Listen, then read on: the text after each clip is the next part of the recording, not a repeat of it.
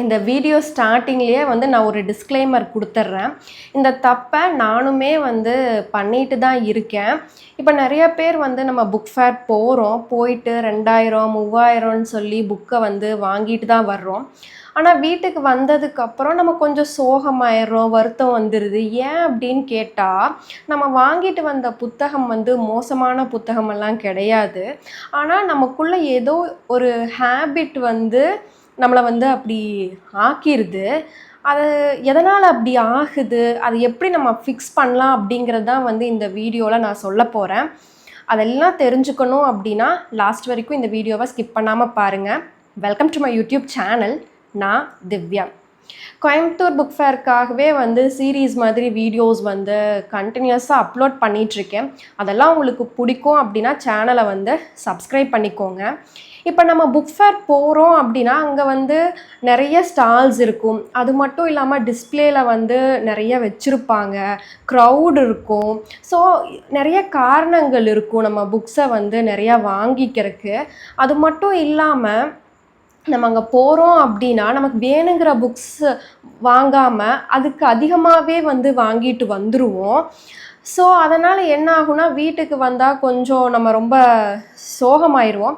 இந்த மிஸ்டேக்ஸ் எல்லாம் நம்ம எப்படி வந்து ஃபிக்ஸ் பண்ணலாம் அப்படிங்கிறது தான் வந்து இந்த வீடியோவில் வந்து சொல்ல போகிறேன். நம்ம பண்ணுற மிஸ்டேக்ஸை ஃபஸ்ட்டு பார்த்துடலாம். அதுக்கப்புறம் வந்து அதை எப்படி ஃபிக்ஸ் பண்ணலாம் அப்படிங்கிறது நான் ஒவ்வொன்றா உங்களுக்கு நான் சொல்கிறேன்.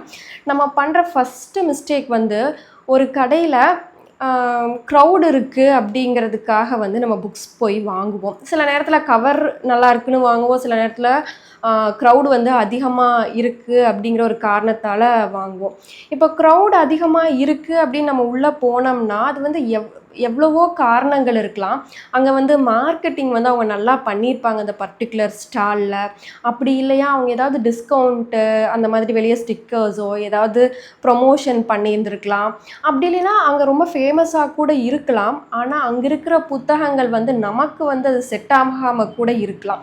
ஸோ அதனால் என்ன பண்ணணும் அப்படின்னா, இப்போ யாருமே இந்த புத்தகத்தை வாங்கலைன்னா கூட நான் வாங்குவேனா அப்படிங்கிறத யோசிக்கணும். ஏன் அப்படின்னா ஒரு புத்தகம் வந்து நம்ம வாங்குற வரைக்கும் தான் அந்த எக்ஸைட்மெண்ட் இருக்குமே தவிர, வாங்கிட்டு வீட்டுக்கு வந்துட்டோம் அப்படின்னா அந்த எக்ஸைட்மெண்ட்டு அந்த ஆசை எல்லாமே உடனே போயிடும். ஸோ வந்து அதை ஃபஸ்ட்டு நம்ம பார்க்கணும்.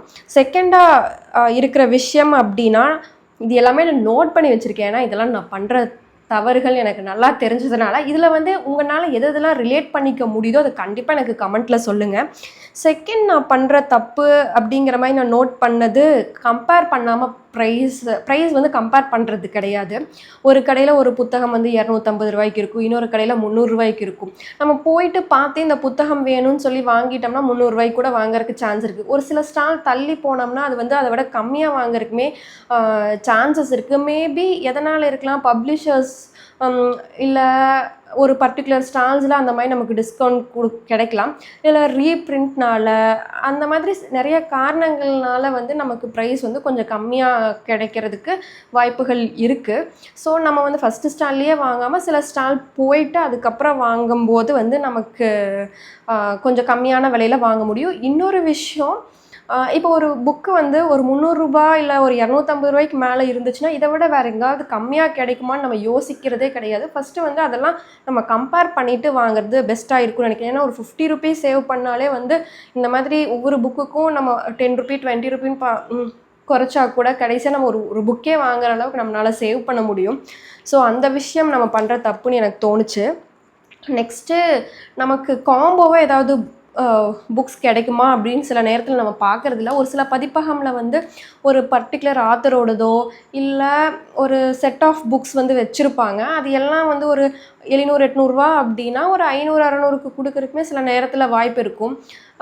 தமிழ் ஸ்டால்ஸ்லேயே அந்த மாதிரி நிறைய இருக்குது. அப்படி இல்லாமல் நம்ம என்ன பண்ணுவோம்னா, அவரோட புக்கு ஏதோ 1 2 எடுத்துகிட்டு வந்துடுவோம். இல்லை அதில் ஒன்று இதில் ஒன்று மாற்றி எடுத்துகிட்டு வந்துடுவோம். ஒரு 6 புக்கெல்லாம் சேர்ந்து 900 ரூபாய்க்கு அந்த மாதிரியெல்லாம் இருக்கும். ஆனால் நம்ம ஒரு 3 புக்கு 4 புக்கே வந்து 800 ரூபாய்க்கு அந்த மாதிரி வாங்குவோம். இன்னும் 2 புக் சேர்ந்து கிடைக்குமா அப்படிங்கிற அந்த காம்போ ஆஃபரெல்லாம் நம்ம பார்க்குறதே இல்லை. அது மட்டும் இல்லாமல் ஒரு சில இங்கிலீஷ் புக் ஸ்டால்ஸ்ல எல்லாமே எப்படி கிடைக்கும் அப்படின்னா, ஒரு 3 புக் வாங்கினா 1 புக் ஃப்ரீ அந்த மாதிரி எல்லாமே இருக்கும். ஸோ அந்த மாதிரி டைமில் நண்பர்களோட போனோம் அப்படின்னா, ஆளுக்கு ஒரு புக் வாங்கும்போது இன்னொருத்தங்க இப்போ ஒரு 4 பேர் இருக்கோம் அப்படின்னா, ஆளுக்கு ஒரு புக் வாங்கும்போது 4 புக்ஸ் வாங்கின மாதிரி ஆயிரும். நம்ம 500ன்னு அதை ஷேர் பண்ணிக்கிற மாதிரி கூட இருக்கும். ஸோ அந்த மாதிரி எல்லாமே நம்ம வந்து புக்ஸை வந்து சூஸ் பண்ணலாம். ஸோ அதெல்லாம் நம்ம பண்ணுறதில்ல அப்படின்னா, நீங்கள் வந்து அதெல்லாம் ஃபாலோ பண்ணிக்கோங்க இனி வர்ற புக் ஃபேரில். ஸோ அது சொல்லணும்னு தோணுச்சு. அடுத்தது நம்ம ட்ரான்ஸ்லேஷன் புக்ஸ் எல்லாம் வாங்கினோம் அப்படின்னா அதோட குவாலிட்டியெல்லாம் செக் பண்ணாமல் விட்டுருவோம். இப்போ ட்ரான்ஸ்லேஷன் புக்கில் வந்து எவ்வளவோ நல்ல ஸ்டோரியாக இருக்கலாம். ஆனால் நமக்கு அது செட் ஆகலை அப்படின்னா அதை வாங்கிட்டு வந்துட்டோம் அப்படின்னா நம்மளால் அது வாசிக்கவே முடியாது. ஒரு சில ட்ரான்ஸ்லேஷன் வந்து வாசிக்கும்போது ஒரு 2-3 பேஜ் ஃபஸ்ட்டு வாசித்து பார்க்கணும். நடுவில் ஏதாவது ஒரு 2 பேஜ் எடுத்து வாசித்து பார்க்கலாம். அது வந்து ரொம்ப சரியாக நமக்கு அந்த தமிழ் ட்ரான்ஸ்லேஷன் கரெக்டாக இல்லாத இது வந்து கரெக்டாக வராதுன்னு தெரிஞ்சிச்சுன்னா அந்த டைமில் அதை எடுத்துகிட்டு வந்து வாசிக்காமல் வச்சிருக்கிறதுக்கு வந்து அது எடுத்துகிட்டு வராமல் இருக்கிறது வந்து நல்லது. எவ்வளோ ஒரு பாப்புலரான புக்காக இருந்தாலும் சரி, நிறைய பேர் ரீட் பண்ணியிருந்தாலும் சரி, அதை வந்து செக் பண்ணாமல் வாங்கிட்டு வர்றது கரெக்டாக இருக்காதுன்னு எனக்கு தோணுச்சு. அடுத்தது எல்லாரும் வந்து ஒரு புக்கை பற்றி பர்டிகுலராக ஏதாவது புக்கை பற்றி சொல்லிகிட்ருப்பாங்க, பேசிகிட்ருப்பாங்க. அதுக்காகவே அந்த புக்கை வந்து நம்ம வாங்கிட்டு வருவோம். அது வந்து அந்த புக்கில் என்ன நல்ல விஷயம் இருக்குது, இல்லை அந்த ரைட்டிங் நல்லா இருக்கா அப்படிங்கிறது எல்லாமே பார்க்காம அடுத்தவங்க சொல்கிறாங்க அப்படிங்கிறதுக்காகவே வாங்குவோம். அந்த ரைட்டிங் மட்டும் கிடையாது, நம்ம யோசிக்கலாம். யாராவது சொல்லி அந்த புக் நம்ம வாசிக்கணும்னு நினைக்கிறோமா, இல்லை ட்ரெண்டிங்கில் இருக்கிறதுனால வாசிக்கிறோமா, இல்லை உண்மையாலுமே அதில் நல்ல விஷயங்கள் அந்த ரைட்டிங் நல்லா இருக்கா அப்படிங்கிறத நம்ம யோசித்து பார்த்தோம்னா அது வேணுமா வேண்டாமா அப்படிங்கிறத வந்து நம்மளால் ஒரு கன்க்ளூஷனுக்கு வந்து வர முடியும். அடுத்தது நம்ம ஒரு விஷயம் பண்ணுற பெரிய தப்பு, ஒவ்வொரு கடையிலையும் போகும்போது ஏதாவது சின்ன சின்னதாக புக் வந்து வாங்குவோம்.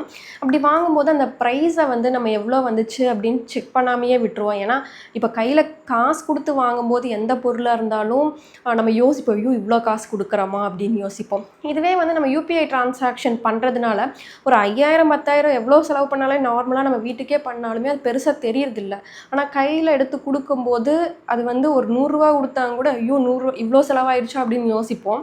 ஸோ நீங்கள் அந்த மாதிரி ட்ரான்சாக்ஷன் யூபிஐயில் பண்ணும்போது பண்ண வேண்டாம்னு நான் சொல்லலை. பண்ணும்போது நீங்கள் வந்து ஒரு கால்குலேட்டர்லேயோ, ஒரு வாட்ஸ்அப் இதுலேயோ, ஒரு மெசேஜ்லேயோ, இல்லை ஒரு நோட்ஸில் கூட நம்ம எல்லாமே நோட் பண்ணி வச்சுட்டும் வந்துகிட்டே இருந்தோம்னா இதுக்கு வந்து ஒரு நிமிஷம் ஆகும். 1 நிமிஷம் 2 நிமிஷம் தான் ஆகும் இந்த மாதிரி ட்ராக் பண்ணுறதுக்கு. பண்ணோம் அப்படின்னா ரொம்ப அதிகமாக ஸ்பெண்ட் பண்ண மாட்டோம். ஸோ இதெல்லாம் தான் நம்ம பண்ணுற மிஸ்டேக் அப்படிங்கிறது தோணுச்சு. இது எப்படி ஃபிக்ஸ் பண்ணலாம் அப்படின்னு யோசிக்கும்போது நம்ம ஒரு நிமிஷம் ஒரு புக் வேணும் அப்படின்னா அந்த இடத்துல நின்று நம்ம யோசிக்கலான்னு நினைக்கிறேன். யோசிச்சுட்டு மறுபடியும் அந்த புக் வேணும் அப்படின்னு தோணுச்சுன்னா ஓகே அப்படின்னு சொல்லி நோட் பண்ணி வச்சுட்டு நம்ம அடுத்தது எல்லா ஸ்டால்ஸையும் போய் பார்த்துட்டு வந்துட்டு அப்போவும் நமக்கு வேணும் ஒரு 10 நிமிஷம் 1/4 மணி நேரம் ஒரு எப்படி எல்லா ஸ்டாலும் பார்க்கணுன்னா ஒரு 1 மணி நேரம் 2 மணி நேரம் ஆகும். போய் பார்த்துட்டு வந்துட்டு வேணும்னு தோணுச்சுன்னா மறுபடியும் அங்கே போய் வாங்கிட்டா பெட்டராக இருக்கும். அப்போ வந்து நமக்கு வேணுங்கிறது வாங்கின மாதிரி இருக்கும், தேவையில்லாமல் செலவு பண்ண மாதிரி இருக்காது. ஃபஸ்ட்டு விஸ்லிஸ்ட்டில் இருக்காது வாங்கவே வாங்காதீங்க. விஸ்லிஸ்ட்டில் இருக்கிறதே அந்த மாதிரி யோசிச்சாங்க. இப்போ விஸ்லிஸ்ட்டில் இல்லை அப்படின்னா அதை வந்து கடைசியாக வாங்கிக்கலாம்னு சொல்லி நோட் பண்ணி வைங்க. இன்ட்ரெஸ்டிங்காக இருந்தால் கூட அப்போவும் ப்ரைஸ் எல்லாம் கம்பேர் பண்ணி பாருங்கள், இங்கே விட வேறு எங்கே பெஸ்ட்டாக கிடைக்கும் அப்படிங்கிற மாதிரி எல்லாம் பார்த்துட்டு மறுபடியும் அது வேணும் அப்படின்னு தோணுச்சுன்னா விஸ்லிஸ்ட்டில் இருக்கிறத வாங்கிட்டு பஃபர் அமௌண்ட் ஏதாவது இருந்தால் வாங்குங்க. இப்படிலாம் பண்ணிங்கனாலே வந்து கொஞ்சம் நம்ம எப்போவும் செலவு பண்ணுறதை விட கொஞ்சம் கம்மியாக வந்து செலவு பண்ணுற மாதிரி இருக்கும். நமக்கு வேணுங்கிற புக்ஸையுமே வந்து வாங்கிட்டு வர்றதுக்கு ஹெல்ப்ஃபுல்லாக இருக்கும். நம்ம பெரிய பண்ணுறதா தப்பு வந்து நம்ம கவர்னாலேயோ இல்லை க்ரௌட்னாலேயோ வாங்கிட்டு வருது. ஏன்னா நம்ம க்ரௌடை பார்த்தாலே ஆட்டோமேட்டிக்காக நமக்கு என்ன தோணுன்னா நம்ம மைண்டு வந்து சைக்காலஜிக்காக தோணும். அதாவது இங்கே கூட்டம் அதிகமாக இருக்குது, அப்போ நிறையா புக்ஸ் வந்து நல்லா இருக்கே, அப்போ நம்ம இங்கே வாங்கலாம் அப்படிங்கிற மாதிரி தோணும். ஆனால் அப்படி கிடையவே கிடையாது. அங்கே நல்லா இருக்கலாம் கலெக்ஷன்ஸ், ஆனால் அது நமக்கு செட் ஆகுமா அப்படிங்கிறதையுமே பார்த்து தான் வாங்கணும். அது ஒரு பெரிய விஷயம், பெருசாக நம்ம செக் பண்ண வேண்டிய விஷயம். அடுத்தது கம்பேர் பண்ணணும் ப்ரைஸை எல்லா ஸ்டால்லையுமே. ட்ரான்ஸ்லேஷன் எல்லாமே நம்ம செக் பண்ணணும். ஏதாவது காம்போ டீல்ஸ் எல்லாம் இருந்துச்சுன்னா நம்ம வந்து அதையுமே செக் பண்ணி பார்க்கணும். ஏன்னா ஒவ்வொரு ஸ்டால்லையுமே வந்து நிறைய மக்கள் வர்றதுனால எல்லாருமே வந்து எல்லா டைமே அங்கே ஸ்டாலில் இருக்கிறவங்க சொல்லிகிட்டு இருக்க மாட்டாங்க. நமக்கு வேணும்னா நம்ம தான் கேட்டு பார்க்கணும். ஏதாவது அந்த மாதிரி ஆஃபர் இருக்கா அப்படிங்கிற மாதிரி கேட்டால் தான் நமக்கு தெரியும். ஸோ அதெல்லாம் கேட்டால் தான் நமக்கு தெரியும். அதே மாதிரி யாராவது ஃபேமஸாக பேசிகிட்டு இருக்காங்க ஒரு பர்டிகுலர் புக்கை பற்றி, பெரிய பெரிய ரீடர்ஸ் ரொம்ப வருஷமாக வாசிக்கிறவங்க ஒரு புத்தகத்தை பற்றி வாசித்தா கூட நம்ம அது வாங்கணும் அப்படிங்கிற ஒரு தாட்டுக்கு வேண்டாம். அது ட்ரெண்டிங்காக இருக்கா, இல்லை உங்களுக்கு வந்து அந்த ரைட்டிங் உண்மையாலுமே பிடிக்குமா அப்படின்னு யோசிச்சு வாங்கினா கரெக்டாக இருக்கும். இன்னொன்று, பட்ஜெட்டை வந்து ட்ராக் பண்ணிக்கோங்க. இதெல்லாம் பண்ணிவிட்டு உங்கள் விஸ்லிஸ்ட்டில் இல்லை அப்படின்னா வேணுமா வேண்டாமா அப்படிங்கிறது யோசிச்சுக்கோங்க. எல்லாம் போயிட்டு வந்துட்டு கடைசியில் வேணும்னா மட்டும் வாங்கினீங்கன்னா ஹாப்பியாக வரலாம். உங்களோட சஜஷன் சொல்லுங்கள். இது வந்து எனக்கு தோணுன சில விஷயங்கள் நான் உங்கள் கூட ஷேர் பண்ணிட்டேன். நீங்கள் என்ன நினைக்கிறீங்க அப்படிங்கிறதையுமே எனக்கு கமெண்ட்டில் சொல்லுங்கள். இந்த வீடியோ வந்து பிடிச்சா லைக் பண்ணிக்கோங்க. இது வரைக்கும் சேனலை வந்து சப்ஸ்கிரைப் பண்ணலனாலும் சப்ஸ்கிரைப் பண்ணிக்கோங்க. நிறைய கோயம்புத்தூர் புக் ஃபேர் ரிலேட்டடாக சீரீஸ் மாதிரி வீடியோஸ் வந்து போட்டுட்ருக்கேன். ஸோ அதெல்லாம் பார்க்கலினாலும் உங்களுக்கு நேரம் கிடைக்கும் போது செக் பண்ணி பாருங்கள். தேங்க்யூ.